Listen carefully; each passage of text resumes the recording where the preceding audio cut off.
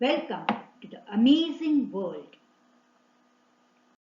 Today we are going to learn about the February Revolution of 1917.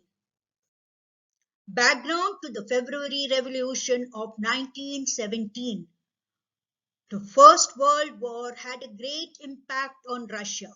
On the Eastern Front, large casualties by about 7 million by 1917. The army that marched towards the Eastern Front was sent back by the German army, and as they returned back, they destroyed crops and buildings, leaving 3 million refugees in Russia. The Germans now blockaded the Baltic Sea, which caused a cut-off in industrial supplies and other goods to Russia, which impacted the Russian industries, and fast we see the Russian industries disintegrating. The other reason was that as these industries were disintegrating, able-bodied men were sent to war. As more men joined the war, more supplies were sent to the army, and there was scarcity of bread and flour in the cities. As the war continued, we see that there is division inside Russia along the river Neva. On the right, we see how factory workers and people are struggling for along food shortages and condition of work, while the Tsar wants to dissolve the Duma, but the elected members opposing him. This led to the outbreak of the February Revolution of 1917. A factory lockout took place on 22nd February 1917, after which workers striked in 50 factories. On the very next day, women led the strikes in many factories, which today is known as International Women's Day. While we say it is the February Revolution, is because the Russians followed the Julian calendar during this revolution. And so we follow the Gregorian calendar today, and International Women's Day is celebrated on 8th March. As we just learned that 22nd February 1917 was the outbreak of the revolution, and 23rd was the day when women marched out in large numbers and led the revolution. Soon we see factory workers surrounding official buildings. The very next day, the government imposed curfew and called out the cavalry and police to keep an eye on the striking workers and to bring down the revolution. The Tsar on 25th February suspended the Duma, even though there was lot of opposition.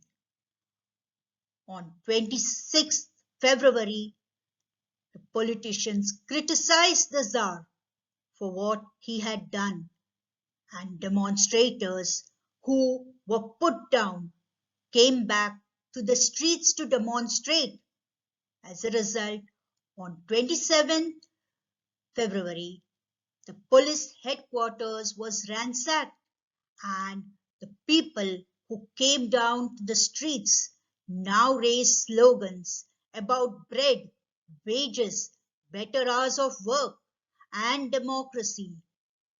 The Tsar now called upon the cavalry to put an end to the revolution, but they now refused to fire on demonstrators. As a result, the soldiers, along with those revolutionaries and striking workers gathered to form a Soviet or a council in the same building where the Duma met. But this council came to be known as the Petrograd Soviets. Let us understand the result of the February Revolution of 1917. The striking workers and the soldiers had formed Petrograd Soviet on 27 February 1917. The very next day, the Soviet delegation met the Tsar. Military commander advised the Tsar to abdicate the throne. Initially, he refused, but on 2nd March 1917, he abdicated the throne. On the Tsar abdicating the throne, the Petrograd Soviets formed the provincial government. It was formed by the Soviet leaders who fought the revolution and the Duma leaders who the Tsar had dissolved.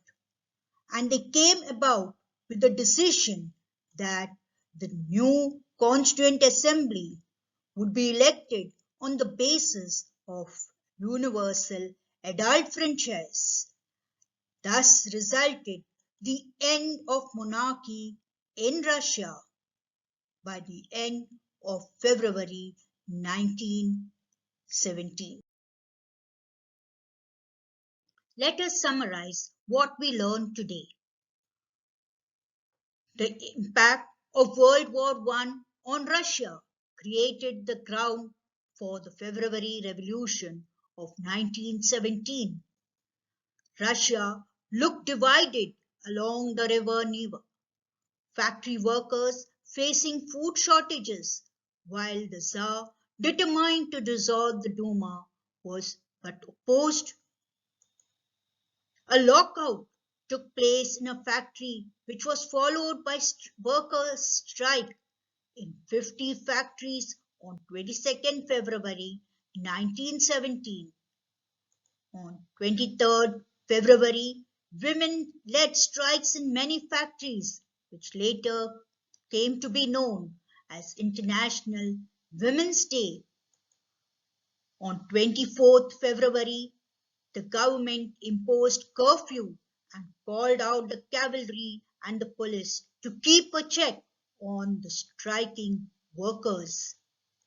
On 25th February, the government suspended the Duma. On 26th February, politicians criticized and demonstrators returned back to the streets to demonstrate against the Tsar. On 27th February, the police headquarters was ransacked and people demanded for bread, wages, hours, and democracy. The government called out the cavalry, but they now refused to fire on demonstrators. Instead, the striking workers and soldiers gathered to form the Soviet or a council in the same building where the Duma met. This was called the Petrograd Soviet.